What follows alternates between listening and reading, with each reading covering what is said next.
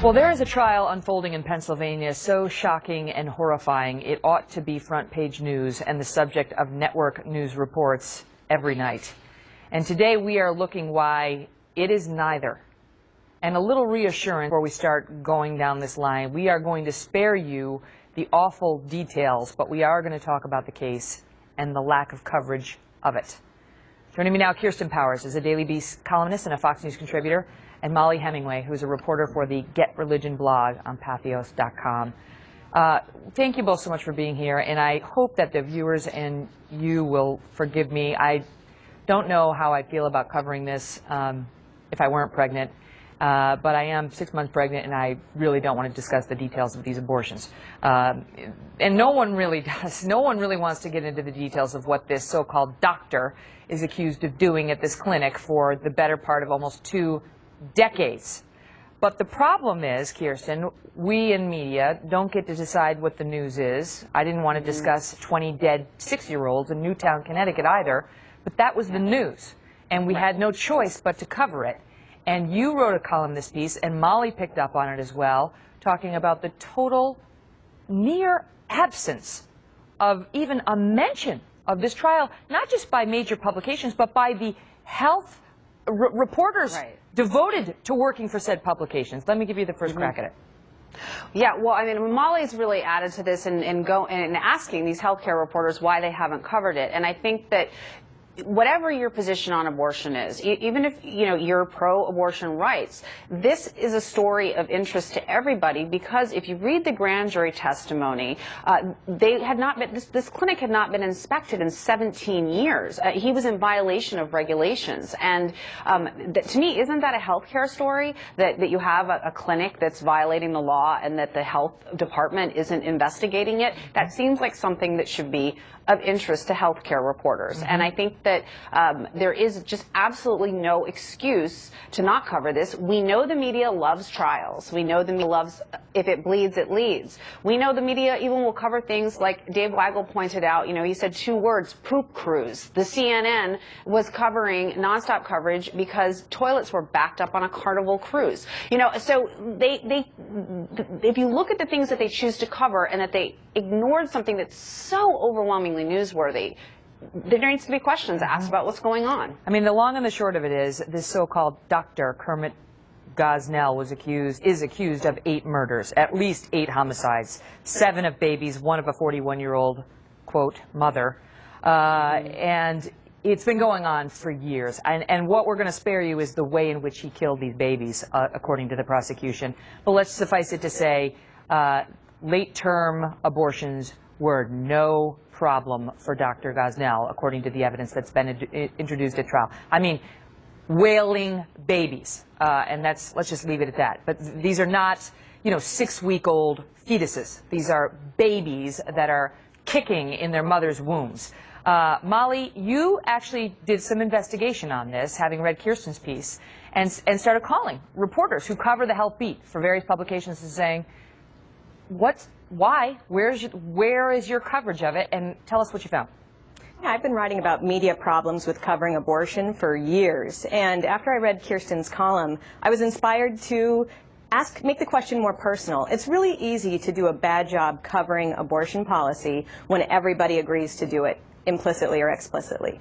But I wanted to find out personally, why did you participate in the Gosnell blackout? So I just started asking some questions. And one of the reporters I asked was the health policy reporter at the Washington Post. She has written Sarah Cliff. She's written over 80 stories on Sandra Fluke, Todd Aiken's comments, stupid comments about rape, and also the Komen Foundation, a private foundation that decided to stop funding an abortion provider. She got 80+ hits off of those stories. So I asked her, why have you not written a single story on Gosnell? And she explained. And she got back to you saying, and this is, you published what she wrote to you. Hi, Mollie. I cover policy for the Washington Post, not local crime. Hence why I wrote all about the policy issues you mentioned. So this, to her, is all about local crime and has nothing to do with policy, which, even if you accept that, you point out in your piece, Really? And was that the case for so many other stories that you that she did choose to cover? There are local crime stories like what happened in Connecticut. Has that been handled as a local story of no interest with no policy implications for the nation? Mm-hmm. Hardly. Every media outlet is pushing for gun control and asking every politician what they're going to do about this.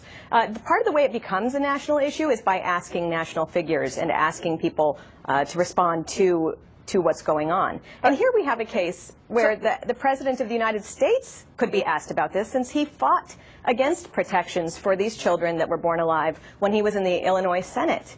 He Seems did. like a good question to ask there. He did. I mean, you point that out in your piece, and nobody's asked President Obama, in the wake of this trial, why he once voted against the Born Alive Infants Protection Act in the Illinois Senate. Can I ask you, Kirsten, though, is there... I mean, we have not been covering this story in great detail because it's so horrific. It's so horrific. And, you know, pregnant or not pregnant, it's just too dark to talk about the murder of all of these babies, and the testimony's been so gruesome. It's a hard subject to, you know, put on the front page or in your program every day. Well, but Fox has covered it at least 10 times that I know of. So maybe they haven't been doing wall-to-wall coverage, but they have covered it. And I think what's different, and I think when you look at a healthcare reporter, it's a slightly different situation, who does deal with, you know, she's saying policy issues. Well, this is a policy issue. It's a regulatory issue. I mean, read the grand jury report. It's, you know, it's a horror show of how the government wasn't doing what they were supposed to be doing, enforcing the laws that were on the books. That is a policy issue that needs to be looked at. So why that wasn't but I have to go, but why do you think this is? I mean, is it that these are pro-choice reporters who don't want to cover the very dark places that abortion being legal in this country can go?